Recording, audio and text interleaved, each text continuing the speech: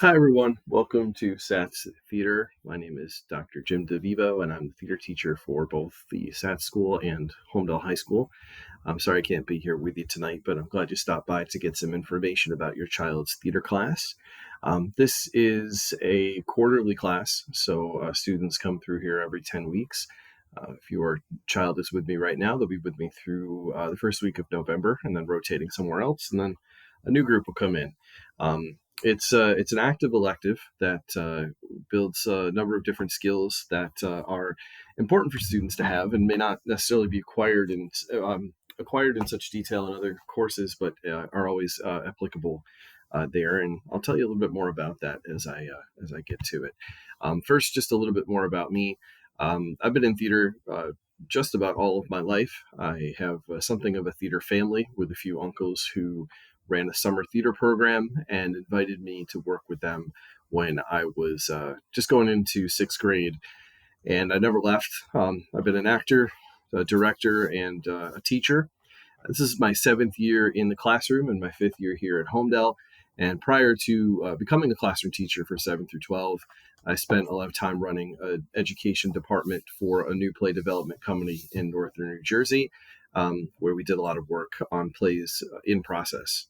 Through the education department there, I worked with students who were interested in acting, but also a number of young writers, primarily through the New Jersey Young Playwrights Festival, but also in different writing genres, not just in North Jersey, but around the state. I did a PhD in educational theater at NYU, where I studied some of that work and the impact on children who have then grown up and become adults and gone off into the world to develop their personal and professional lives. And it was fascinating to find out how much an arts experience like the ones we were providing at the theater had impacted them in those areas of their life. So I try to take some of that into the classroom with these classes that I've developed here in Homedale. So with that said, even though the title is theater, the purpose of the class is not necessarily to learn about theater or to become skilled in theater. I think that the title scares a lot of students, and we certainly try to clear that up in the first few days. And they do perform, but every performance is really phrased as a presentation. And in fact, that's really the first performance that they do. They give a presentation on themselves, and we focus on the actor's tools of voice, body, and mind. So thinking about how they use those tools to present information or tell stories to another group of people, that applies to a lot of experiences in a lot of different fields, and most directly giving presentations in class or having to do group work and to collaborate. And I do try to focus on that as well. That while we are performing, it is also about looking at how are you using the room, working with each other. How do these things apply to other classes? And it's always fun to see when they make those connections. A little bit of support to that. One study I found while I was doing my graduate school research came out of Google, who did two separate studies of the characteristics of their top performers. And they found that 7 of the skills that their top tier people had were all skills that weren't necessarily developed in technology or any of the other fields from which their workers came. All of these things are things that we do in a theater class or any art class for that matter. And I do emphasize that this is what we're focused on when we're doing our group projects and even our individual performances. For that reason, this is an active class, and students do well in here when they choose to be an active part. I emphasize that with them a lot. I do notice when a student is perhaps a little afraid or feeling a bit of anxiety about having to present to a group, and we'll work with them on that.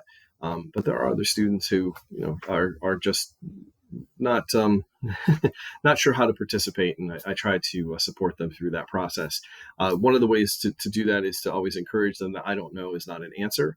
There's really nothing in this course that they can't know, since most of it is creative, and this idea of I don't know helps to get them thinking about share the idea that you have, even if you think it's wrong or even if you're unsure about it. It's it's not wrong. It's just something that we can work with in one way or another. So I don't know. Not allowed in the theater classroom. The way things get graded, these are some of the categories that I split up the course into. The projects rotate every year, so students can take this as a seventh grader and an eighth grader and get largely 75 to 80% different content each year. We're starting a new grading system this year across the middle school where assignments are broken down into minor assessments and major assessments. The major assessments are the presentations they give each year. We tend to do one every 2 weeks. That's 30% of the grade, and then the rest of the work falls into that 70%. And I do point out to them that they can they can really be in charge of their grade by the effort that they put in.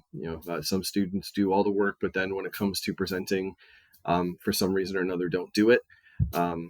Or vice versa. So I don't overemphasize the grade because it does become a question for some students.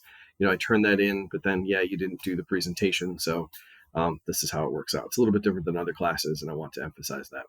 The other thing too, over here on the right hand side, please notice that after a week, if there's a missing grade for whatever reason, I do mark it as missing with a 0.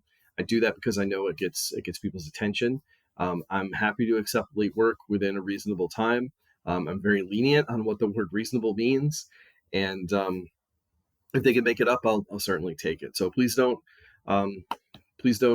think that a 0 in the book is something that's going to stay. And please do encourage your child, if they see it, to come and talk to me so that we can figure that out. Just to emphasize again, that it is theater, but we are looking at other skills. The anchor standards that are adopted by New Jersey that also come from a nationwide arts standard emphasizes these 4 things. So these are the things that we look at with each project that we do. And I do like to have the students respond by reflecting back on it, their own work. One of my favorite questions to ask them is, what might you do differently next time? And finding ways to connect that to other classrooms as well. Again, from the research, collaboration, communication, confidence, really 3 big tools to build at the middle school age. I find that theater is a great way to do that, of course. And a lot of the folks who I interviewed for my personal research in the dissertation really said that these were the skills they felt they developed most in an arts education curriculum. It's a little bit about discipline because it's sometimes an issue where we have to reach the second level. So know that if I do reach out to you about something that's been going on in the classroom, it's because we've tried a couple times to resolve an issue that your child might be having, and I just would like to get your attention and support on it.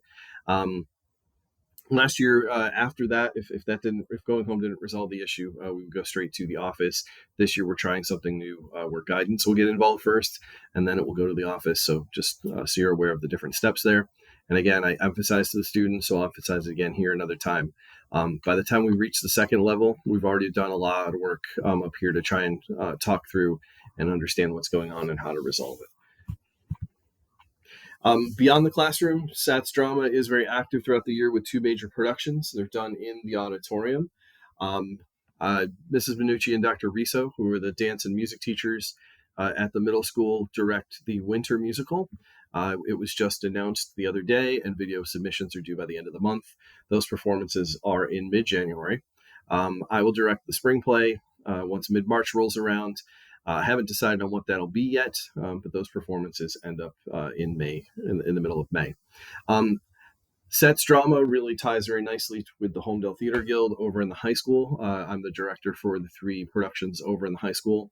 And we've seen a lot of success bringing middle school students who've been involved in the after-school program over to the high school too. And there's been a really great opportunity for high school students then to come back and assist with the middle school productions as well. So it's a great opportunity. Even though we split it 7, 8, 9 through 12, there are opportunities for mentorship and collaboration between the 2.